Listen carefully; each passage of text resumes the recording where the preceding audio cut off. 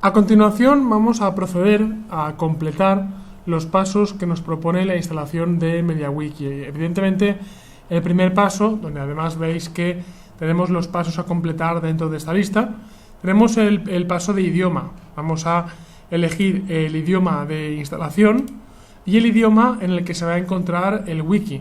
Por tanto, originalmente, ¿verdad? Por defecto, vamos a elegir español y español como idioma de administración e idioma del wiki. Por eso pulso el botón continuar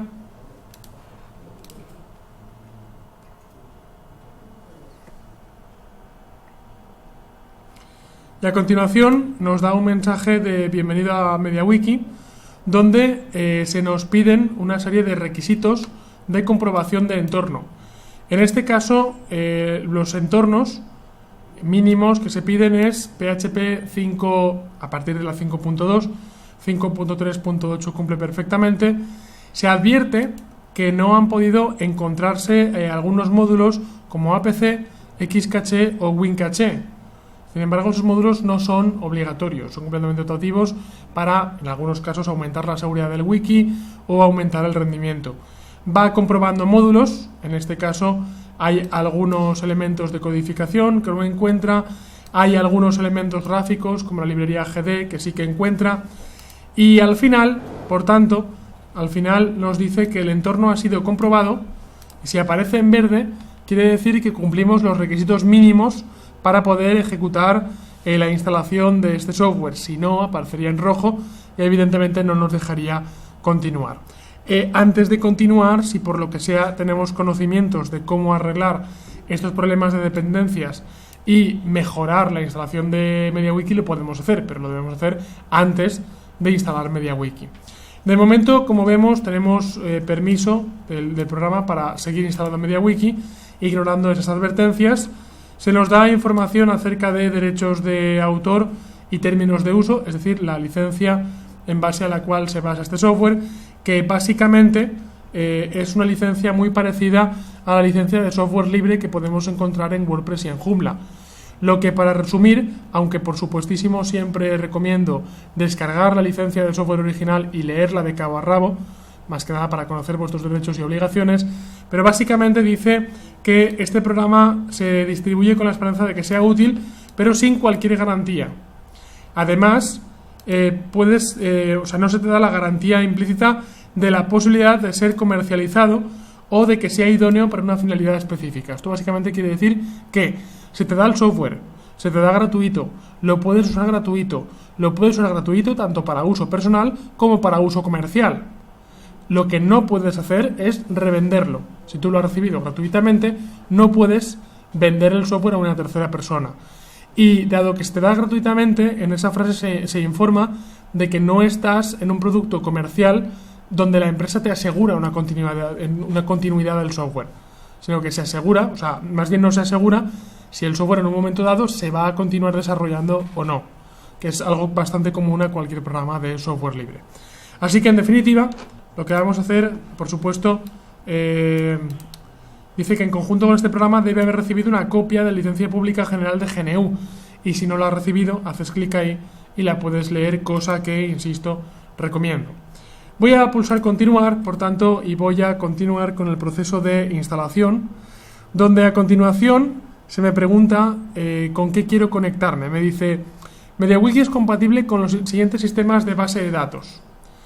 Podemos conectar con MySQL, que es el sistema de bases de datos preferido. Podemos conectar con PostgreSQL, que es un sistema de base de datos que hace la competencia a MySQL y que cada día está ganando más adeptos, cada día está ganando más fans. Sin embargo, yo no lo tengo instalado. XAMPP, por defecto, no instala PostgreSQL, solo instala MySQL. Podemos conectar también con Oracle, que es una base de datos de mucho mayor calado, profundidad y potencia y seguridad que MySQL. Podemos conectar con SQLite y podemos conectar con IBM DB2. Dado que ya hemos visto cómo conectar otras aplicaciones web con MySQL, ya sabéis que básicamente consiste en entrar en PHPMyAdmin, crear una base de datos y asignar privilegios para cuando se nos pregunte. Hoy me gustaría demostrar lo fácil que se instala un programa, en este caso este programa, usando SQLite. Fijaos una cosa, si yo elijo el tipo de base de datos MySQL, se me va a preguntar cuál es el nombre del servidor, cuál es el nombre de la base de datos, cuál es el prefijo, cuál es el usuario y cuál es esta contraseña, y hasta que no ponga esos datos no voy a poder continuar. Si en cambio elijo SQLite, básicamente el programa no me pregunta nada. Me dice, ¿me confirma si quieres tu base de datos aquí? Sí, pues ala, continuar. Es decir, la base de datos en SQLite sigue las mismas reglas que MySQL para la escritura de bases de datos SQL y para la realización de peticiones. Es mucho más ligero, más inseguro también, hay que decirlo, pero es mucho más fácil de desarrollar con esa base de datos. Por tanto, vamos a pulsar sobre continuar para que el programa empiece a preguntarnos cuáles son las opciones. Un apunte más, antes de acabar antes de continuar configurando, un apunte más sobre base de datos. ¿Recordáis cuando estuvimos hablando de hostings y de dominios que cualquier hosting básicamente te pone un límite de bases de datos que puedes usar? Pero ese límite era con bases de datos MySQL. En ningún momento ningún hosting pone limitaciones a bases de datos en SQLite.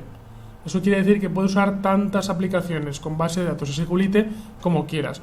O lo que es lo mismo, si usamos MediaWiki con SQLite y lo subimos a un servidor, no estamos gastando una de esas bases de datos, por tanto siguen quedando libres para otros proyectos en WordPress, en Joomla o en cualquier otro tipo de plataforma. Por eso digo que muchas veces a mí me gustaría que también estuviera esta opción de SQLite disponible en WordPress o en Joomla, para poder crear un blog, para poder crear una web sin tener que gastar las bases de datos MySQL que, como ya sabéis, son limitadas en los proveedores de hosting.